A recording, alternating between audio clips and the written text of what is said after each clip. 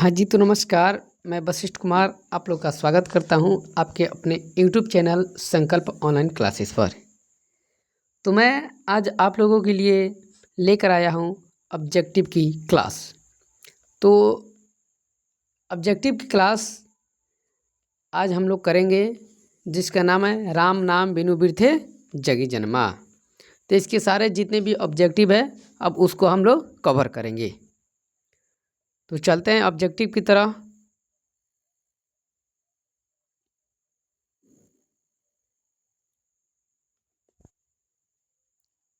देखिए, एक number question है, सिख धर्म के प्रवर्तक कौन है? सिख धर्म के प्रवर्तक कौन है? तो सिख धर्म के प्रवर्तक कौन है? गुरु नानक देव है। गुरु नानक देव है। गुरु नानक का जन्म कब हुआ था? गुरु नानक देव जी का जन्म कब हुआ था? तो गुरु नानक देव जी का जन्म 1469 ईस्वी में हुआ था।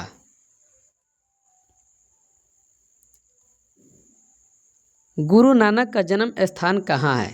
गुरु नानक देव का जन्म स्थान कहाँ है? तो तलवंडी है। तलवंडी कहाँ पड़ता है? अभी लाहौर पाकिस्तान में है। अगला है, गुरु नानक के जन्म स्थान को क्या कहा जाता है? तो गुरु नानक के जन्म स्थान को ननकाना साहब कहा जाता है।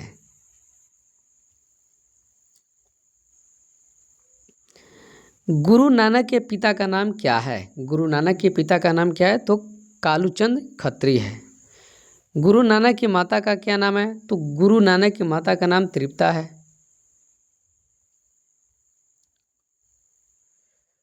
गुरु नानक की पत्नी का नाम क्या था? गुरु नानक की पत्नी का नाम क्या था? तो गुरु नानक की पत्नी का नाम सुलक्ष्मी था। गुरु नानक किस काल के कवि है? गुरु नानक किस काल के कवि है? तो भक्ति काल के कवि है। गुरु नानक किस भक्ति धारा के कवि है? तो निर्गुण भक्ति धारा के कवि है। गुरु नानक की भेंट किस मुगल सम्राट से हुई थी? तो गुरु नानक की भेंट बाबर सम्राट से हुई थी। अगला है, गुरु नानक ने अपने प्राण कब त्याग दिए? गुरु नानक ने अपने प्राण कब त्यागे? तो 1539 ईस्वी में वे अपना प्राण त्यागे। प्राण त्यागते समय गुरु नानक के मुख से क्या शब्द निकला? तो प्राण त्यागते समय गुरु नानक के मुख से वाहे गुरु शब्द निकला। अगला है, गुरु ग्रंथ साहिब का संपादन किसने किया? गुरु ग्रंथ साहिब का संपादन किसने किया? तो गुरु ग्रंथ साहिब का संपादन गुरु अर्जुन देव ने किया। गुरु ग्रंथ साहिब का संपादन कब किया गया? गुरु ग्रंथ साहिब का संपादन कब किया गया? तो 1604 ईस्वी में किया गया। अगला है, गुरु नानक के पदों की भाषा क्या है? गुरु नानक के पदों की भाषा क्या है? तो पंजाबी मिश्रित ब्रज भाषा भी है। अगला है, कवि के अनुसार संसार में जन्म लेना कब व्यर्थ है? तो राम नाम के बिना व्यर्थ माना जाता है। कवि के अनुसार संसार में जन्म लेना कब व्यर्थ माना जाता है? तो राम नाम के बिना व्यर्थ माना जाता है। वाणी कब विष के समान हो जाती है? वाणी कब विष के समान हो जाती है? राम नाम के बिना विष के समान हो जाती है। राम नाम के बिना मनुष्य का क्या निष्फल हो जाता है? राम नाम के बिना मनुष्य का मति भ्रमित हो जाता है। ठीक। अगला है,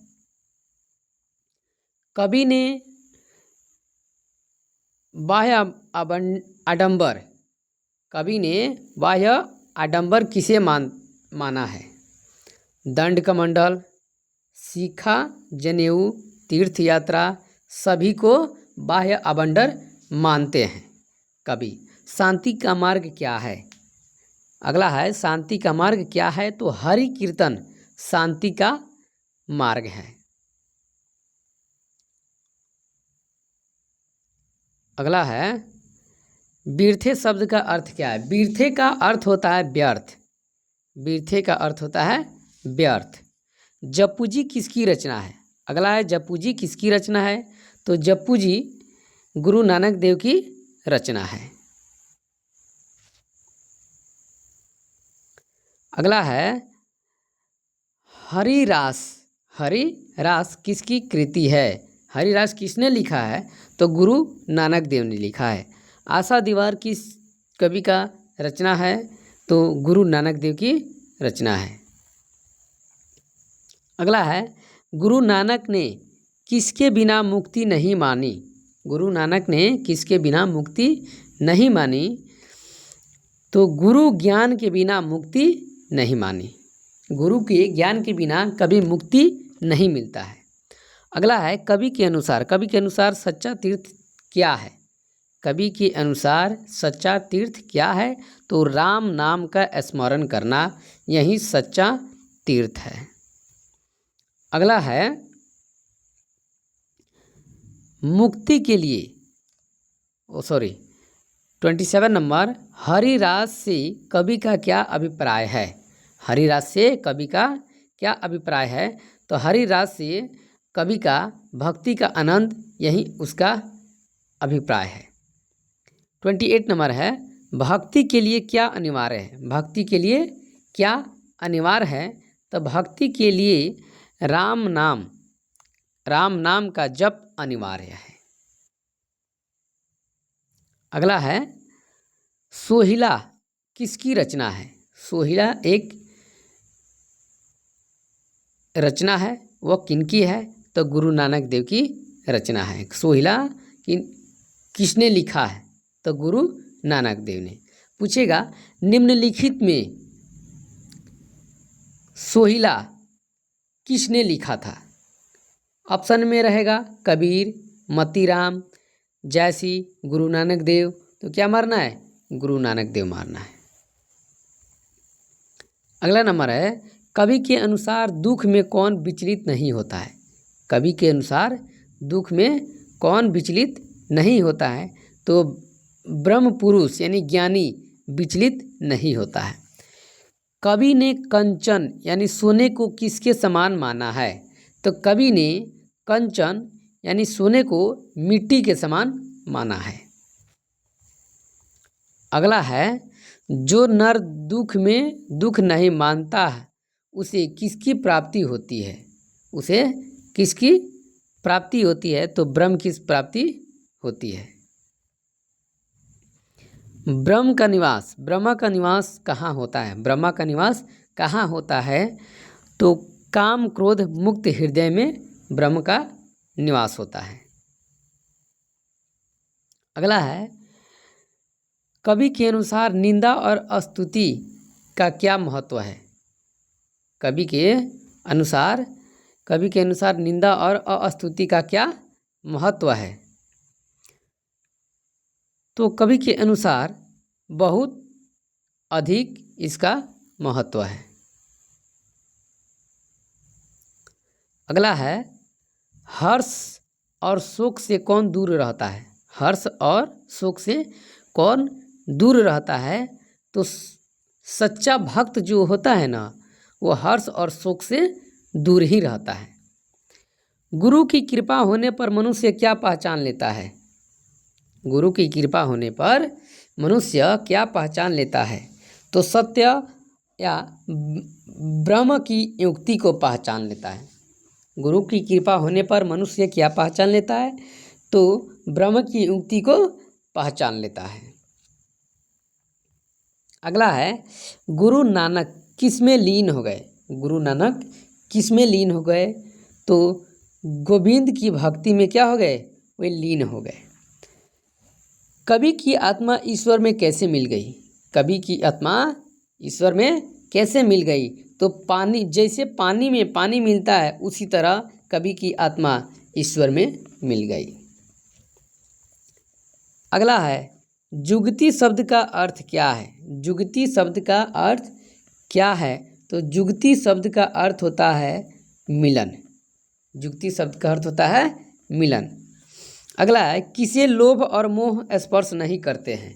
किसे लोभ और मोह स्पर्श नहीं करते हैं तो विरक्त पुरुषों को लोभ और मोह स्पर्श नहीं करते हैं। अगला है अस्तुति का विलोम शब्द क्या है।